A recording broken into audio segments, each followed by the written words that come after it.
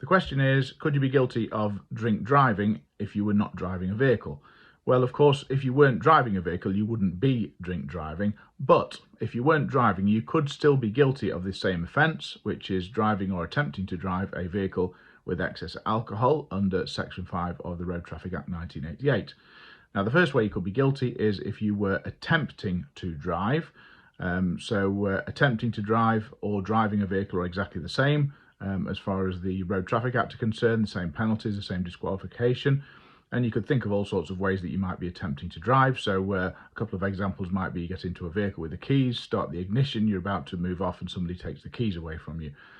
Or you're about to pull off and somebody stands in front of the vehicle, a police officer maybe, and stops you from driving. So that's the first way, attempting to drive, just the same as driving.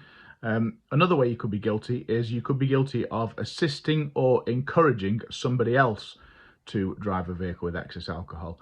Now, I have to say this is a technical possibility. I've never ever seen this come up, but if you were to assist somebody or encourage them to drink drive, then you could be guilty. So you might be encouraging somebody by giving them the keys and telling them to drive, or you could be encouraging them by being in the car with them, telling them to drive, telling them that they're okay to drive.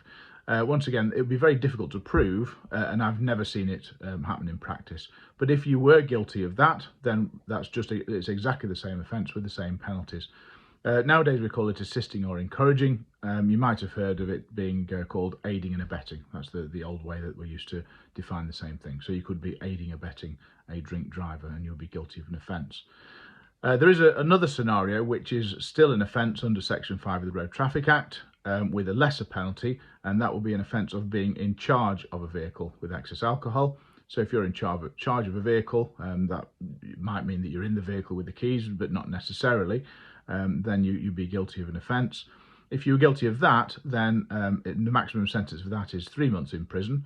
And also there is not a mandatory driving disqualification for that. So quite often people who are convicted of being in charge of a vehicle come away with penalty points rather than a ban.